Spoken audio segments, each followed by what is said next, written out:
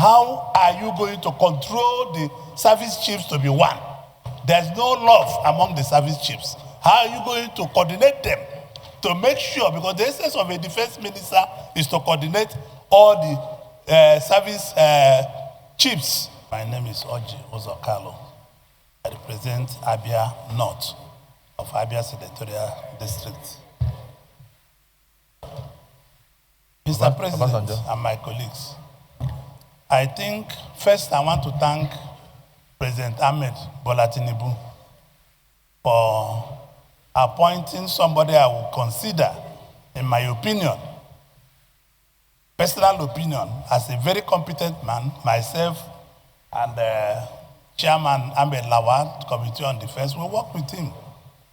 We have been working with him since 10th Senate as CDS.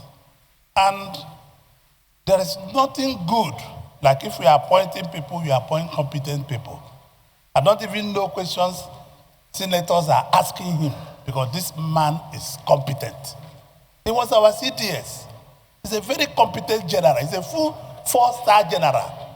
So if there's anything you give in Nigerian army, he has it. But my advice, I don't want to ask him a question. My own is advice. Don't believe on only gun. You must go back to intelligence gathering. Intelligence gathering is the key to whatever you are going to do. Because we have no intelligence.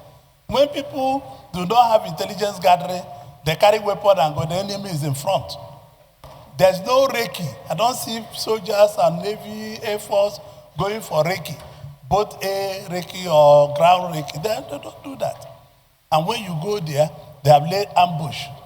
We will lose our soldiers. As a Minister of Defense, how will you address the issue? I want you, the issue of wiping out courses. I want you to advise Mr. President. You wipe out a course totally. Like if you were course 38, if you are appointed CDS, every other person in course 38 will retire. We have used money to train you people. And it's Nigerian people's money. So how you are going to address this issue as a defense minister? In terms of security, how are you going to control the service chiefs to be one? There's no love among the service chiefs. How are you going to coordinate them to make sure, because the essence of a defense minister is to coordinate all the service chiefs and all the agencies related to it. We have almost 42 security-related agencies in Nigeria. How are you going to come out as Minister of Defense to make sure that everybody speaks with one voice and you go back to President Tinubu to advise him brilliantly? Because we are not soldiers, they have been given the highest honor by appointing you Minister of Defense. So you must pay a very good attention to the service chiefs, to everybody. It's your duty. Service chiefs are not independent of you. Service chiefs are supposed to report to you. And that is what it should be. And you make a decision and go back to the President of Nigeria to advise him. It's not a multiple thing. You must follow that line. This is what is done all over the world. And you must also brief the President on the things that are realistic, not just things you like. Like my colleague, Kawu, was asking you a question. Just one moment. What he's trying to ask you, is it genocide in Nigeria? Did anybody, I know people are killing people. If they go to Zamfara State and kill people, the people they will kill are Muslims. If they come to Abia State and kill people, the people they will kill are Christians. They go to Plateau, Benue and kill people. They go to Meduguri and kill people. They will kill Muslim. So the question is, do you subscribe that Nigeria, we must work as one? Do you believe that people are being killed, not based on their religion, but they are based on terrorists killing people? Thank you, Mr. President. Let me stop so far. Thank you very much. Of Ondo South, from Ondo State. Let me say this one very clearly. I must sincerely join my colleagues to commend President Bola Ahmed Tinubu for nominating you as the defense minister.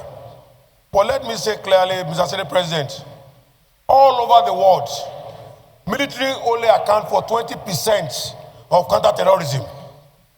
There is nothing you can do that you can score more than 20% of counterterrorism insurgency. Therefore, yes, we need the budget, but Mr. President will not give you the entire budget. Because 80% of success factor, Mr. Senate President, is still hanging somewhere beyond the military. At the Senate here, under the Chief Senator Okoyemi Bamidele, as the Senate President generously approved, continued discussion of the security summits in the 6 geographical zone in Nigeria is still ongoing. That action alone accounts for 10% success of counterterrorism in Nigeria. People are involved, legitimacy of the people are involved. General Musa, you know, with due respect to you, aggression will not solve the problem. There are many other issues. Relationship, interpersonal relationship. The Senate President and the President of Nigeria are liberalists. They believe in cooperation and collaboration to distill an order, to create peace in the firmament of the Federal Republic of Nigeria.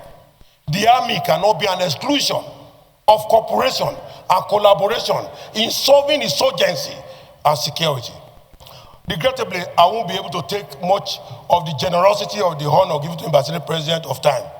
I will write a personal memo to you on how to go about the 80% other factor, which the President must be aware of. That the President will be generous with the army and the military. He wants a greater efficiency. He has been calling for meetings virtually every other day. This Senate under Senator Akpabio had moved and spent money to hold security summit in the 6 geographical zones in Nigeria. They want peace in this country. But regrettably, the totality of the military of Nigeria, including that of Donald Trump, cannot solve beyond 20% of counterterrorism. You know this is the practice in war front. Me and you know we are experts in this field. There is nowhere in the world where military has gone beyond 20% success factor. So, Mr. Senate President, I want to say, with your generosity and the upcoming Senate debate on National Security Summit, we must identify the remaining 80% success factor and forward load it to the Honorable Minister to be cleared and implement. Lastly, the Civil Military Operational Manual is my area of advice to you. The military must go back and review the Civil Operational Manual, which engage legitimacy, engage interpersonal relationship, engage talking to each other. What does it take us? Even if we call the religious leader come and have a general session and dinner with us, both Muslim and Christians, the moment that we know their leaders are talking, those people will drop their arms. You cannot solve this problem with aggression, and I want to wish you the best of luck as the Senate President move to clear you. Thank you, sir.